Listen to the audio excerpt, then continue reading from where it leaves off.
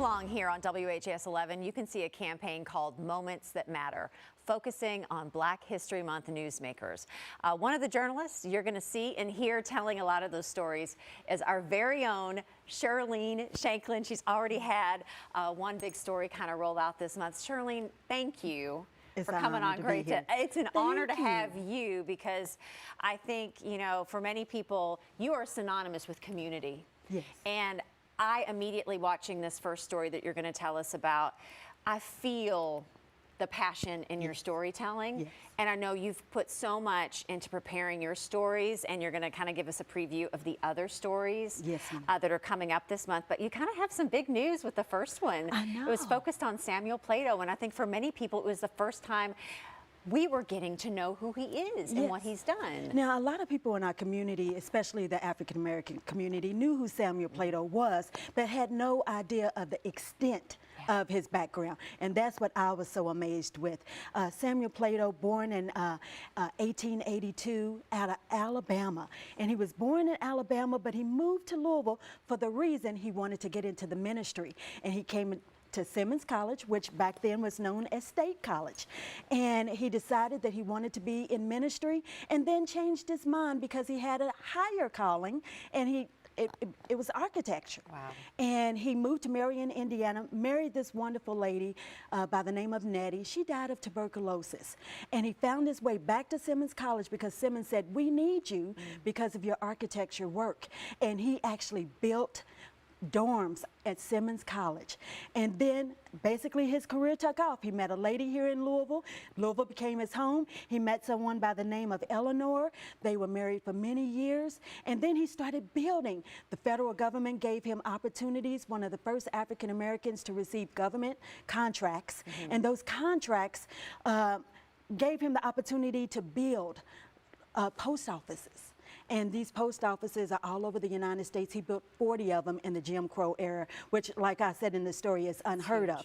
But if you drive down Broadway and you get to 13th Street, you see two churches. And these two churches are St. Augustine, as well as Broadway Temple, AME Zion. And he built both of those. He designed them, he built them. Green Street Baptist Church. If you ever heard of Old Walnut Street, Old Walnut Street now is Muhammad Ali Avenue. He built 3 buildings on that, in that area. And it was just so fascinating to me that he did so much.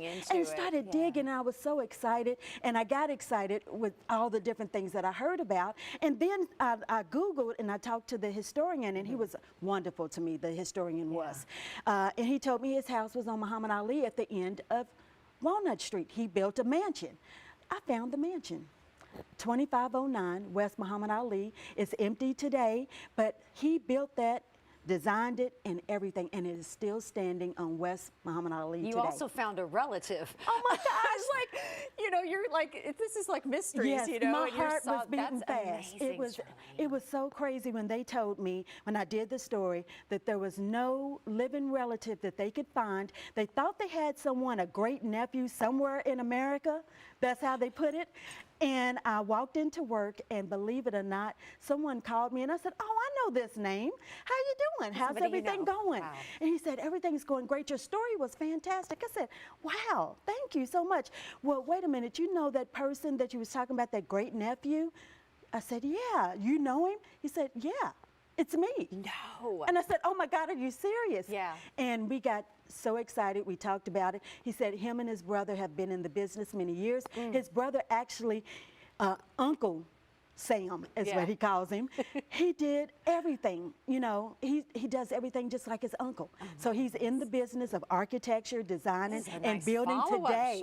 I know. Oh, and I'm so excited to sit down with the family, but there are 2 great nephews, and guess where they live? Right here in Louisville, Right here in Louisville. And your story helped find them. Yes, and I'm so excited about it. So now we finally have a great puzzle that now there's another piece to it. But Claudia, I have to say that there is markers in Louisville, and they put markers next to this, the church at 13th Street. And I'm so disappointed. It is missing. What? Yes, somehow someone has taken that large marker. They thought that it's worth a lot of money, but I found out that it's not. They took the marker. And then the historian emailed me last night and said another marker at Southwestern Parkway is missing. So we've got to find a way to get those markers back up, or find someone to put them back up. So that is huge. Well, you just put the word out now. I did. And because it's a part of my community, I want to make sure that we fix that. Absolutely, Sherlene.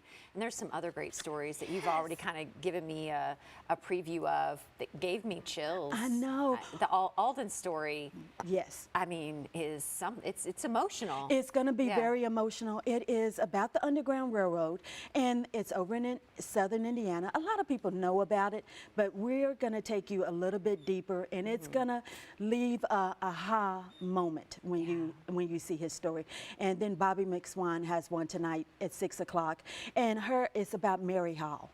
And Mary Hall, her family lost everything back in segregation.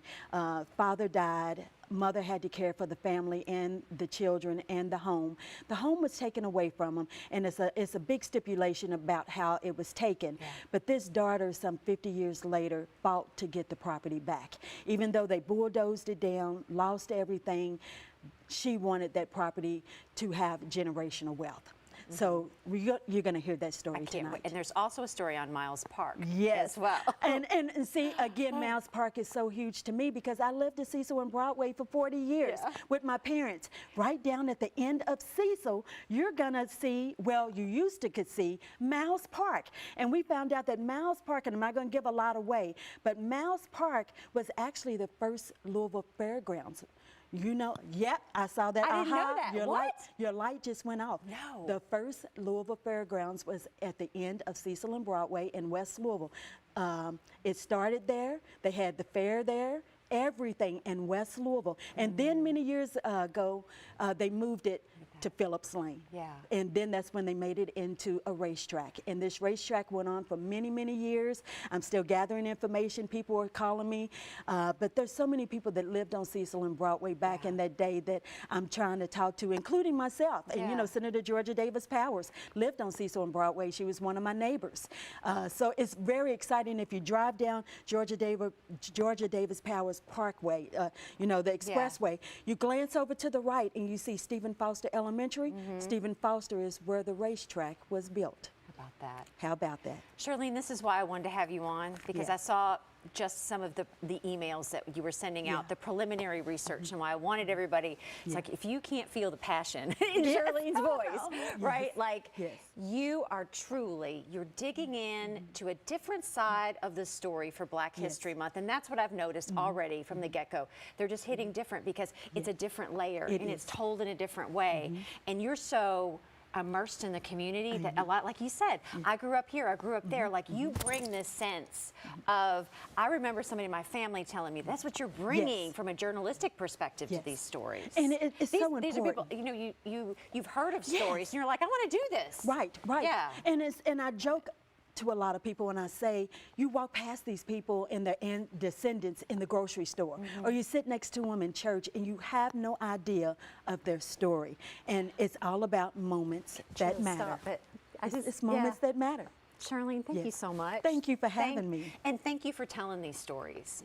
And please just keep up the great work that you're doing, because I mean, we are lucky to have you here at WHAS, and it's just been, I love watching everything you do. Thank you so much. I'm a #1 fan. Right? I appreciate you. I do. Sherlene, thank you so much. So once again, you can see our Moments That Matter campaign on WHAS 11 News on Great Day Live, also all month long. So for more information, you can also see the stories. We've placed them all online. Just go to WHAS11.com. And you know what, too? If you want to help with the historical markers, you need to reach out to Sherlene, and we need to get something going with that. And also, I think Sherlene leads for stories. Absolutely. More stories that need to be told. So definitely connect with her.